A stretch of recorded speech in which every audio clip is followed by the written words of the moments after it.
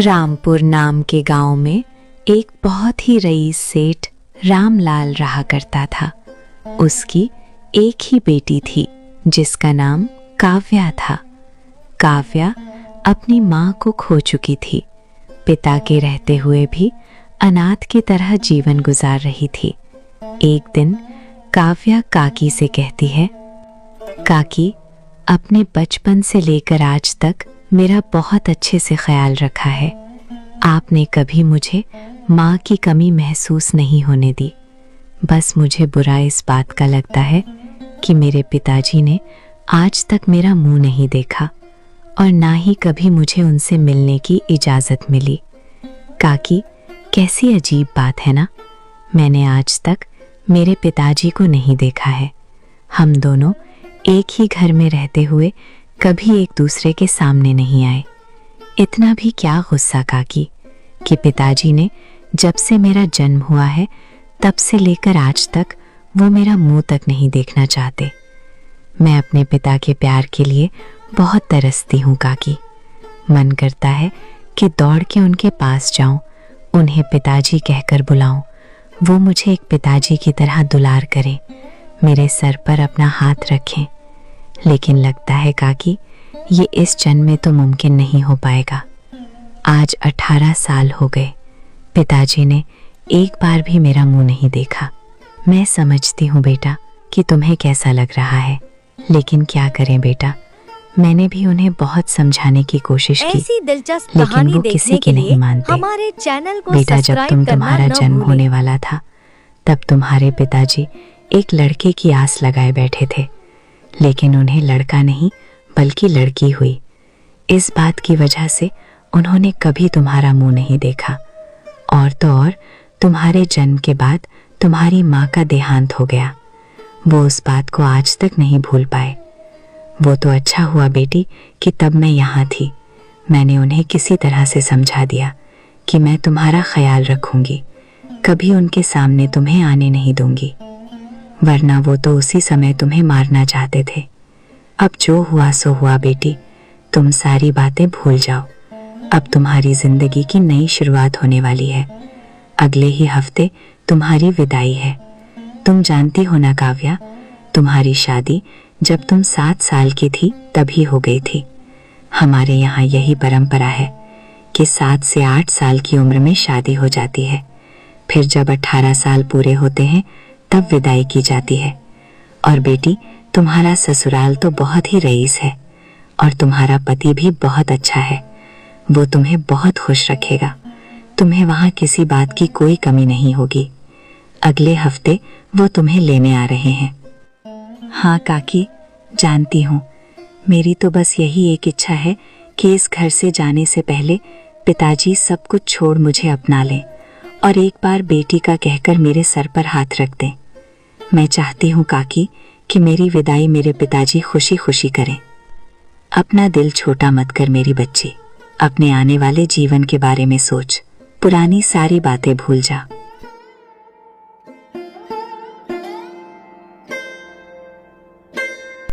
एक दिन रामलाल के यहाँ उसका भाई श्यामलाल आता है और बोलता है, कैसे हो भैया? अरे श्यामलाल, तू कब लौटा? इतने सालों बाद आ रहा है, तुझे अब हमारी याद आ रही है? इतने सालों तक कहाँ था? क्या बताऊं भैया, शहर में नौकरी के लिए गया था, लेकिन नौकरी मिलने से रही। फिर व्यापार शुरू किया, उसके बाद मुझे समय ही नहीं मिला। और ऊपर से मेरे ऊपर कर्जा भी बहुत हो गया, इसलिए दिन रात काम ही करना पड़ रहा है। काव्या की विदाई के बारे में सुना तो सोचा काव्या और आपसे मिल लूं। तू सिर्फ मिलने आया है? तुझे शर्म नहीं आती? श्यामलाल, तू मेरा छोटा भाई है, कोई गैर नहीं। काव्या की विदाई होने तक तू यहीं रुकेगा। और हाँ, उसकी विदाई तू ही करना। मैं तो उस लड़की का मुंह तक नहीं देखना चाहता। भैया, आप इतने सालों से इस बात को पकड़े बैठे हैं, ये सही बात नहीं। अब तो गुस्सा थूक दीजिए। वो इस घर में कुछ दिनों की मेहमान है। बिल्कुल भी नहीं। वो लड़की मेरे लिए मनहूस है। मैं उस मनहूस की शक्ल कभी नहीं देखूंगा। और मैंने कहा ना, जब तक उसकी विदाई नहीं हो जाती तुम भी यहीं रहोगे और उसकी विदाई करोगे। ठीक है भैया, आप कहते हो तो मैं यहीं रुक जाता हूँ। भैया, मैं एक बार काव्या से मिलकर आता हूँ। मैंने उसे बचपन में देखा था, अब तो काफी बड़ी हो गई होगी, मैं उससे एक बार मिलकर आता हूँ। श्यामलाल काव्या के कमरे में उससे मिलने जाता है। काव्या उनकी आवाज सुन बाहर आती है तो श्यामलाल उसे देखता ही रह जाता है। काव्या बहुत ही सुंदर होती है। श्यामलाल पल भर के लिए भूल जाता है कि वो उसके भाई की बेटी है और उसे काव्या की सुंदरता भाती है। अरे चाचा जी, आप यहाँ कैसे, कब आए? श्यामलाल चौंक पड़ता है और बोलता है, अरे हाँ काव्या, मैं बस अभी अभी आया हूँ। काव्या, तुम तो काफी बड़ी हो गई हो और बहुत खूबसूरत भी हो गई हो। मैं तुम्हारी विदाई के बारे में सुना, इसलिए यहाँ आया हूँ और तुम्हारी विदाई तक यहीं रहूंगा।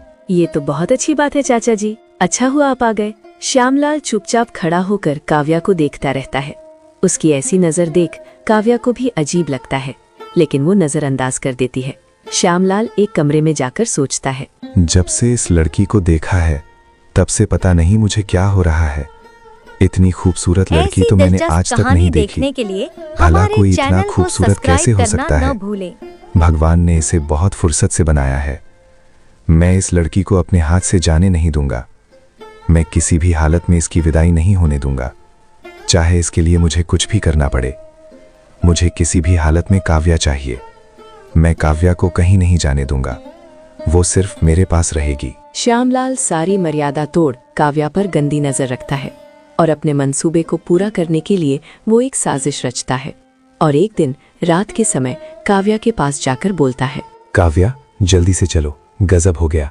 तुम्हारे पिताजी पास ही के जंगल में बेहोश पड़े हैं। क्या? ये आप क्या कह रहे हैं चाचा जी? पिताजी इस वक्त जंगल में कैसे हो सकते हैं? वो तो मुझे भी नहीं पता काव्या। जब मैंने उनकी ऐसी हालत देखी तो मेरे हाथ पैर कांपने लगे। मुझे समझ नहीं आ रहा था कि मैं क्या करूं, इसलिए मैं तुम्हारे पास आ गया। जल्दी से चलो। काव्या घबराते हुए फौरन श्यामलाल के साथ चल जाती है। श्यामलाल उसे घने जंगल में लेकर जाता है। उस जंगल में जाकर काव्या बोलती है, चाचा जी, पिताजी तो कहीं दिखाई नहीं दे रहे, कहाँ है पिताजी? वो जो सामने घर दिख रहा है ना, तुम्हारे पिताजी वहीं हैं। काव्या को खुद समझ नहीं आता। वो उस घर के अंदर जाती है और फिर वहाँ श्यामलाल दरवाजा बंद कर काव्या से कहता है, आखिरकार तुम मेरे पास आ ही गईं। क्या? ये आप क्या कह रहे हैं चाचा जी? पिताजी कहाँ हैं? तुम्हारे पिताजी तो घर पर आराम से सो रहे हैं। ये आप क्या कह रहे हैं? फिर आपने मुझे झूठ क्यों बोला और मुझे यहाँ क्यों लेकर आए हैं? अब मैं क्या ही कहूँ, ये सब तुम्हारे पिताजी के कहने पर ही हो रहा है। दरअसल तुम्हारे पिताजी नहीं चाहते कि तुम्हारी विदाई हो, क्योंकि उन्हें लगता है कि तुम एक मनहूस लड़की हो।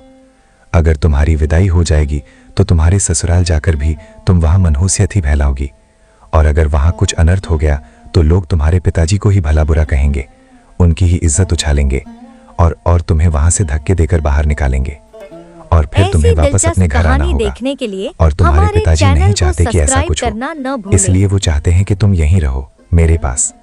और अगर तुमने यहाँ से भागने की कोशिश की तो अंजाम तुम सोच भी नहीं सकती। तुम्हारे पिताजी की पहुंच तो तुम जानती ही हो। भागकर कहाँ जाओगी? वो तुम्हें जान से मार देंगे, क्योंकि उन्होंने मुझसे कहा है कि वो कल ही तुम्हारे ससुराल में कह देंगे कि तुम्हारी मृत्यु हो चुकी है, ताकि वो तुम्हारी विदाई के लिए यहाँ ना आए। इस तरह तुम दुनिया के लिए मर चुकी होगी। अब तुम्हारे पास यहाँ रहने के अलावा कोई रास्ता नहीं है। तुम आज के बाद यहीं रहोगी और जैसा मैं कहूँगा वैसा करोगी। अगर तुमने मुझे मना करने की कोशिश की तो तुम अपनी जान से हाथ धो बैठोगी। ये सारी बातें सुनकर काव्या के पैरों तले जमीन खिसक जाती है। उसे बहुत बड़ा धक्का लगता है। मेरे पिताजी इतने घटिया हो सकते हैं, ये मैंने कभी सोचा भी नहीं था। मुझे लगता था कि वो मुझसे गुस्सा है, लेकिन वो मुझसे इस कदर नफरत करते हैं कि मेरे साथ ऐसा खिलौना काम करेंगे, मैंने ये कभी सोचा तक नहीं था। और चाचा जी, आपको तो मुझे चाचा जी कहते हुए भी शर्म आती है। आखिरकार आप भी उनके ही भाई हो, और आपको शर्म नहीं आती? आप अपने ही भाई की लड़की पर गंदी नजर रखते हो। मुझे तो आप पर उसी दिन शक हो गया था जिस दिन आप मुझसे पहली बार मिले थे, लेकिन मैंने इस बात को नजरअंदाज कर दिया। मुझे लगा कि मेरी ही सोच गंदी है कि मैं अपने पिता समान चाचा जी के बारे में ये क्या सोच बैठी, लेकिन मेरी सोच गलत नहीं थी। तुम नीच और घटिया आदमी हो। अब इन सब बातों का कोई मतलब नहीं है। तुम तो बस इतना समझ लो कि आज के बाद तुम यहीं रहोगी मेरे पास, और अगर यहाँ से बाहर निकलने की कोशिश की तो तुम्हें जान से मार दिया जाएगा। मुझे बहुत ज़रूरी काम है, इसलिए मैं बाहर जा रहा हूँ। मेरे आने तक कोई गड़बड़ मत करना और यहीं पड़े रहना, वरना अंजाम तुम जानते।